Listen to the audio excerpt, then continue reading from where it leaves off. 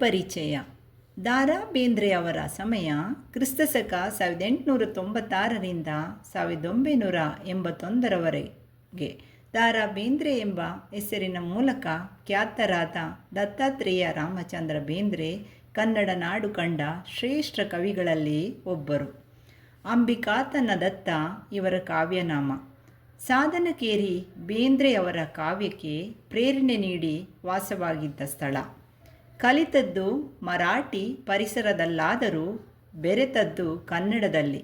ಧಾರವಾಡದಲ್ಲಿ ಗೆಳೆಯರ ಗುಂಪನ್ನು ಕಟ್ಟಿ ಸಾಹಿತ್ಯ ವಾತಾವರಣ ಬೆಳೆಯುವಂತೆ ಮಾಡಿದ್ದು ಅವರಿಗಿದ್ದ ಸಾಹಿತ್ಯ ಪ್ರೀತಿಯ ದ್ಯೋತಕ. ಕೃಷ್ಣಕುಮಾರಿ ಗರಿ, ಸಖಿಗೀತ, ಉಯ್ಯಾಲೆ, ನಾದಲೀಲೆ, ಗಂಗಾವತರಣಿ, ನಾಕುತಂತಿ ಮೊದಲಾದ 20 ಹೆಚ್ಚು ಕವನ ಸಂಕಲನಗಳನ್ನು, ಹುಚ್ಚಾಟ, ಹೊಸ ಸಂಸಾರ ಮತ್ತು ಇತರ ನಾಟಕಗಳು ಮೊದಲಾದ ನಾಟಕ ಕೃತಿಗಳನ್ನು ಬೇಂದ್ರೆ ರಚಿಸಿದ್ದಾರೆ. ಸಾಹಿತ್ಯದ ವಿರಾಟ ಸ್ವರೂಪ ಬೇಂದ್ರೆಯವರ ವಿದ್ವತ್ ಪ್ರತಿಭೆಯನ್ನು ಸಾರುವ ವಿಮರ್ಶಾ ಗ್ರಂಥಗಳಾಗಿವೆ. ಇದಲ್ಲದೆ ಅರವಿಂದರ ಅನೇಕ ಕೃತಿಗಳನ್ನು, ಟಾಗೋರ್, ಕಬೀರ್ ಮೊದಲಾದ ಕವಿಗಳ ಕವಿತೆಗಳನ್ನು ಬೇಂದ್ರೆಯವರು ಕನ್ನಡಕ್ಕೆ ಅನುವಾದಿಸಿದ್ದಾರೆ. 1943ರಲ್ಲಿ ಶಿವಮೊಗ್ಗದಲ್ಲಿ ನಡೆದ ಅಖಿಲ ಭಾರತ ಕನ್ನಡ ಸಾಹಿತ್ಯ ಸಮ್ಮೇಳನದ ಅಧ್ಯಕ್ಷತೆಯನ್ನು ವಹಿಸಿದ ಬೇಂದ್ರೆಯವರಿಗೆ 1968ರಲ್ಲಿ ಪದ್ಮಶ್ರೀ ಪ್ರಶಸ್ತಿಯೂ, 1973ರಲ್ಲಿ ಭಾರತೀಯ ಜ್ಞಾನಪೀಠ ಪ್ರಶಸ್ತಿಯೂ ಲಭಿಸಿದೆ. ಅದು ನವನವೈನ್ಯ ಶೈಲಿಯಾದ ಪ್ರತಿಭೆ. ಉತ್ತರ ಕರ್ನಾಟಕದ ಆಡು ಭಾಷೆಯ ಲಯ, ಶಬ್ದ ಸಂಪತ್ತು, ಗಾದೆ, ಮಾತು, ಧ್ವನಿಶಕ್ತಿ ಪೂರ್ಣ ರೂಪದಲ್ಲಿ ಬಳಸಿಕೊಂಡು ಕಾವ್ಯಕ್ಕೆ ಹೊಸ ರೂಪ ಕೊಟ್ಟವರು ಬೇಂದ್ರೆ.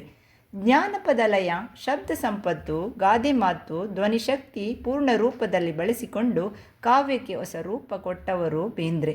ಜ್ಞಾನಪದ ಲಯ, ಗತ್ತಿನ ಮೂಲಕ ನವೋದಯ ಕಾವ್ಯವನ್ನು ಉಚ್ಛಾಯ ಸ್ಥಿತಿಗೆ ಒಯ್ದವರು.